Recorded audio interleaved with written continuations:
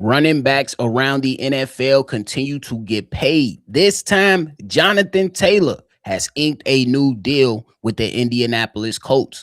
And then Stefon Diggs heads to the Washington Commanders. Sorry, Brandon Ayuk. It ain't you, brother. But shout out to Stefon Diggs. And then we received official reports that Aaron Donald has worked out with the Los Angeles Rams.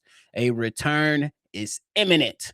Y'all know we gonna talk about it, break it all down, but you gotta hear the music first. Welcome to your number one spot for all NFL news and content, NFL Central.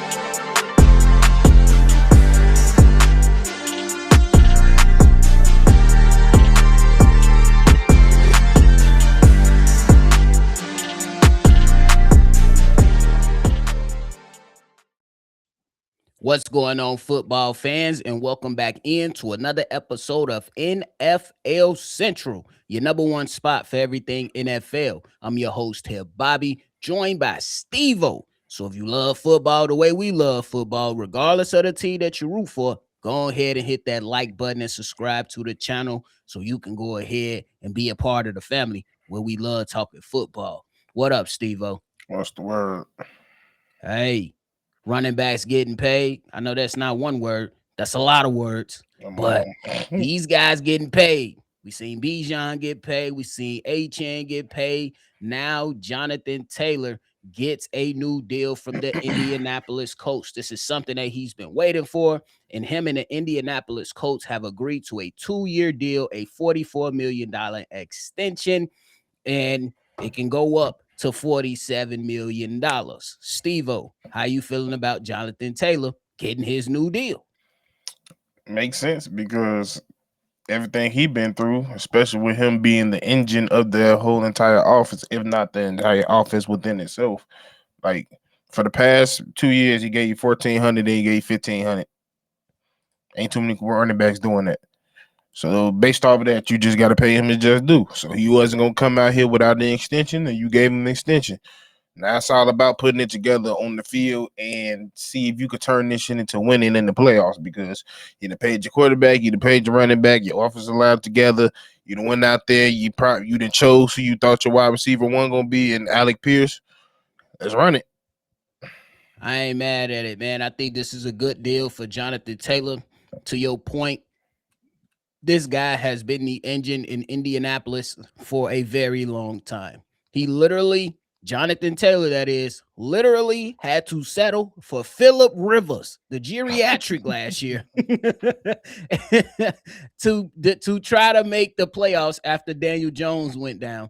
They didn't trust in Riley Leonard, but they did trust in Jonathan Taylor to still get the job done. The biggest question is obviously, how does the offense continue to operate? Can they generate more than just leaning heavily on Jonathan Taylor? Can Daniel Jones give them something? But when we look at the individual, Jonathan Taylor, he's really like that. When you talk about the top running backs of the league, obviously you're going to have Jahmyr Gibbs, you're going to have Bijan, you're going to have Saquon and McCaffrey ahead of him. But when you talk about Jonathan Taylor, he's right there in that top 10 spot of running backs in the NFL, and he's getting paid, and he got paid rightfully so. And I'm not mad at the deal. And I'm Steve-O, as a former running back myself, I'm just happy that the running backs are getting their damn justice that they absolutely deserve, because these offenses wouldn't be as potent or successful without solid run games. We come to find that out over the last few seasons, and now these guys are being rewarded. I'm happy. And we definitely got to give Jonathan Taylor his credit and his just due, because we mentioned the people that kept this afloat, like the Christian McCaffreys and the Derrick Henrys, the Saquon. He's a part of that conversation too. Like, people forget, like, yeah, it was his first 2 years, but his first 2 years he gave you 1,100, then he gave you 18. He's the closest person to get 2,000 yards since Adrian Peterson got 2,000. So like he's been that game changer since he came out of. Pretty sure he went to Wisconsin, right? Yeah, went to Wisconsin. So, yeah, since he came out of Wisconsin, he went to Indiana. I just think because he went to Indiana, they didn't have a quarterback and they fly under the radar, so he never got his just due. But he's definitely in that conversation with the Saquons and the Derrick Henrys, the McCaffreys as well. Yeah, bro, and it's just gonna be interesting to see how this thing continues to unfold for these running backs, bro. Because I don't know, I don't want to keep saying it, bro. I really don't want to keep saying this, but the wide receiver market is overinflated, and guys that are not on the top tier are getting paid top tier money. So I'm happy to see these running backs get paid top tier money because of the emphasis on how these offenses are running. We're seeing a lot of 12 and 13 man personnel be Yep. reinfused into this. We joked about it last week, talking about how the I formation might be making its return here soon. So bad. Steve-O, talk about the division, bro. In the AFC South, you got the Jaguars, the Houston Texans, and the Tennessee Titans. How you looking at this Indianapolis team compared up to those others within the division? Well, it's gonna be I think they're gonna be battling for the second and third spot, because I think Houston probably is my estimate to run away with the division. It's gonna be between them and Jacksonville, and I don't know. I feel like they both kind of similar. Like they both got similar issues. Like their team is talented in certain parts, but they got a missing gap somewhere in some form of fashion. And I think it's that defense as well. So they can keep up scoring with anybody, just like Jacksonville. But when it comes to key stops, that's where we gonna see when it comes down to it. So I think they're gonna be battling for that second and third spot for the most part. I agree with you on that. Then the AFC South is definitely the runaway winners, in my opinion. Before any games are played, are going to be the Houston Texans, then the Indianapolis Colts, and I think that head coach over there might be on the hot seat because you can't keep Yeah. running into this brick wall and not getting success out of this. And you already pressed the panic button one time in Indianapolis as a Colts head coach by going to say, "Hey, Phillip Rivers, come on back." Why you ain't Steve-O? If you was gonna press the panic button, why you ain't say, "Hey, Andrew"? Hey, Andrew Luck, our offensive line is better now. Yeah, because Andrew might get hit and die. That's why. That's why they don't want no lawsuit. Damn, Steve-O. I ain't gonna lie. Like I ain't mad. I was not mad at that man when he retired. Like when you, like I said, when you start getting injuries you don't supposed to get in football, that's when it's time to stop. Yeah, wasn't it like some spleen or Man some got kidney? a lacerated kidney, nigga. Oh, that's crazy work. Nigga, you got hit so hard, that nigga ripped your kidney up, bro. No, it's time to sit down. I'm with you on that. They could have at least, man. If you go, I would have been. Hey, Andrew, look, man. We know, but the offensive line is better. We got you a good wide receiver group. We got you a running back, and man, that was the panic button. You should have, you know what I'm saying, hit, and then you probably could have sweetened the deal and said, you know what, we'll make you a minority owner or something. No. Because Daniel Jones said he feeling good out there. We gonna see how good he look out there though. I think that's a big question for the Indianapolis Colts. We go see, man. It's gonna be fun. Season right around the corner, Steve-O. We got a Hall of Fame game later today, and we got NFL action next week. I love basketball. I ain't Can't gonna not lie, touch folks. football. I might have something special tonight. I don't know. I'm thinking about something. I don't know. Real. We might have to go ahead and you know what I'm saying, link up On my for mama. sure. But hey, man, shout out to Jonathan Taylor. Shout out to the running backs in the league getting y'all money and y'all appreciation. Finally, we appreciate y'all as well, man. Y'all let us know how y'all feeling about Jonathan Taylor inking this deal with the Indianapolis Colts.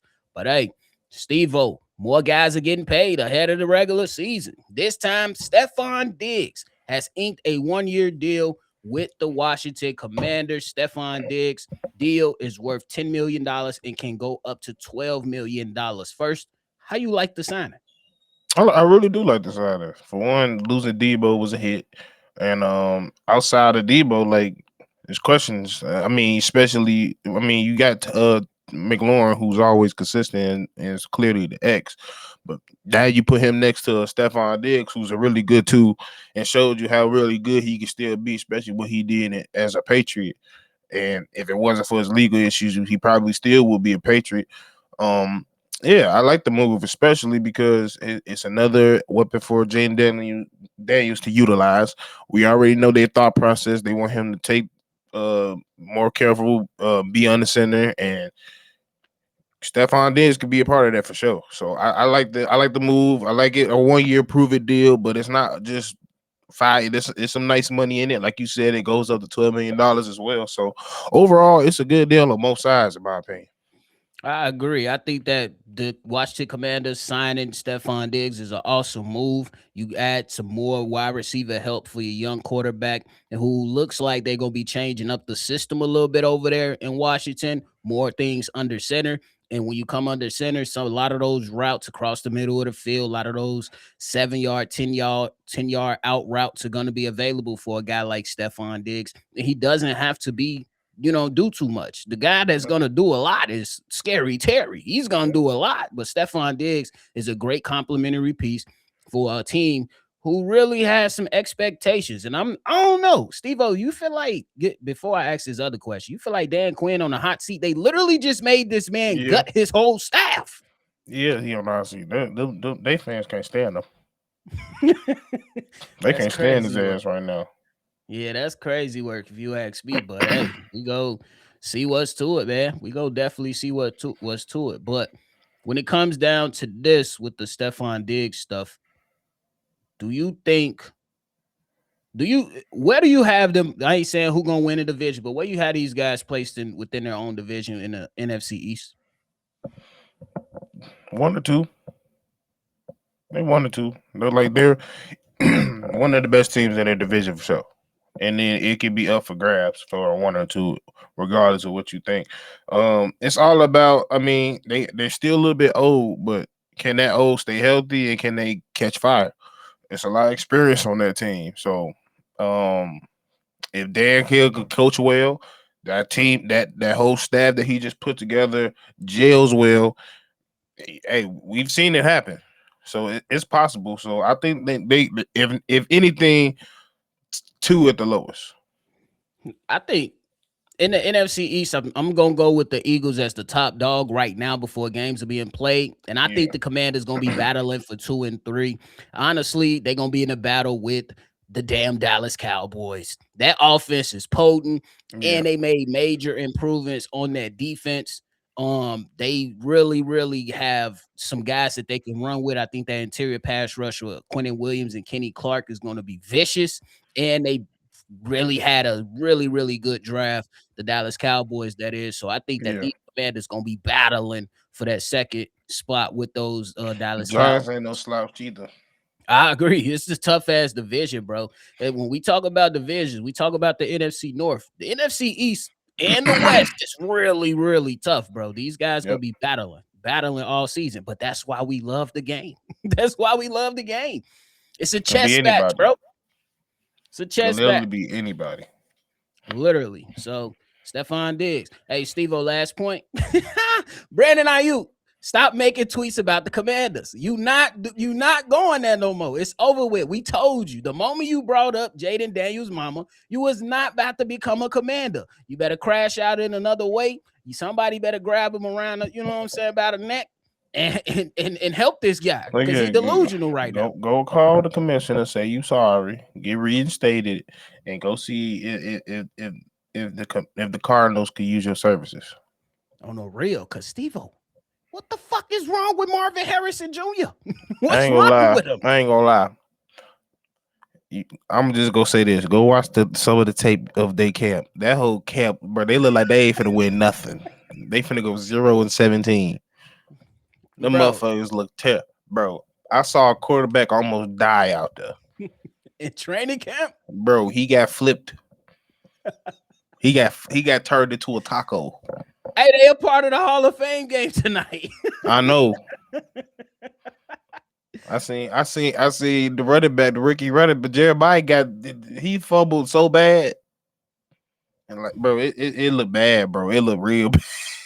It looked bad. I hope the Arizona Cardinals giving this new head coach some runway, because that training camp tape, oh my God, it looked like Pee Wee football out there. Cue the music. It's That's just what, bad. bro. That's what I was hearing in my head watching that. For real, Jeremiah Love, man. Look, bro. Hopefully they get it Hang together, in there. bro. Hey, yeah, hang in there, bro. You might be on the And Ashton Genty Marvin, effect. get a jug machine. Do something. Do You something. came into this league with so much hype, Marvin Harrison Jr., and right now you look buns. Get it Trash. together, bro. Xavier Leggett. Bruh. Man, what? Man, crazy work. But hey, Steve O, before we get up out of here, we got to talk about one of the best pass rushes in NFL history, possibly returning to the Los Angeles Rams. Say It that. has now been confirmed by multiple sources that Aaron Donald has worked out for the Los Angeles Rams. And yeah, these guys are getting ready to hit the Los Angeles Rams getting ready to hit the kill switch. So is Aaron Donald's return imminent, bro? Yeah, it's pending. I don't know if you saw them clips. He was getting off that one. He was getting off that motherfucker block, bro. He ain't lost a step. He literally ain't lost a step. Like his first step is still good. His reactive is still good. Um, the only thing I can say that might happen to him if he does come back is his body ain't used to getting hit, and he get hit, he might get hurt. That's the only thing that stopped him. But besides that, he look ready. I ain't gonna lie to you.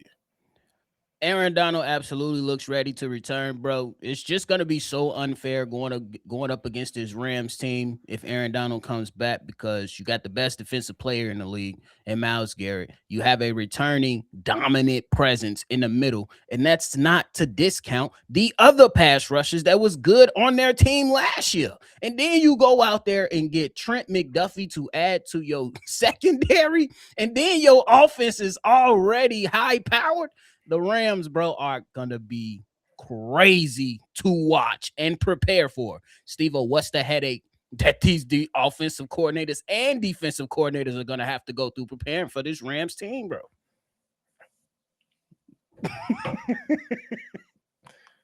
You can't even say the gap discipline because the gap is gonna get destroyed. There will be no gap. Like this is where you just got to get that head coach speech where you talk to that dude that never gonna play on the team. He in practice, and you just gotta say, just try your damnedest, pal. Just try your damnedest, try your hardest, because there's just gonna there's just a talent gap. There's gonna be certain games where it's just a talent gap. Certain O lines is gonna be able to match talent because they got other talented players and veterans that play for a long time, different techniques, so they know how to make it more difficult for them. But it's just gonna be certain games against certain O lines where it just look like Madden on fucking rookie. Yeah, bro. This is gonna be crazy. Steve-O, the matchup, the early season matchup that we're all gonna be watching if Aaron Donald returns, because I think it's going to be one of the great defensive battles. Week 3 versus Denver. Oh my God. Oh my God. That's gonna be a hell of a game, bro. And pray for San Francisco with week 1 versus the Rams, simply because Steve-O, they got 20 plus players hurt already. It ain't fair. Like, if you're an offense, do you run 13 personnel the whole game? Like, what the fuck? You might. I ain't gonna lie. They gonna bring these motherfuckers. I ain't gonna lie. The Rams gonna bring back the importance of fullbacks. Oh, bro. Yeah, I'm so serious. They gonna bring everything back, bro. I'm telling you. It's crazy, bro. But hey, as a competitor, you want to see it. Motherfucker gonna be putting Via Vea at fullback. Hey, you seen it? Or some teams might be using that swing tackle. Hey, Or that swing you tackle, right there as a swing fullback, tackle, bro. tight ends, all that shit. Yeah, it's gonna be vicious. I can't wait to see it, bro. Hey, last week, Steve-O, you said Aaron Donald was gonna be back week 1. It's very, very trending that way. This man Sean McVay said we had one of the best workouts we ever seen. Of course, niggas motivated. Steve-O, I seen some to where Cam Chancellor worked out for the Seattle Seahawks. I don't know if that's confirmed, but that will be crazy. If that motherfucker still big motherfucker still hit. With Nick crazy ass back there too? No. No. No.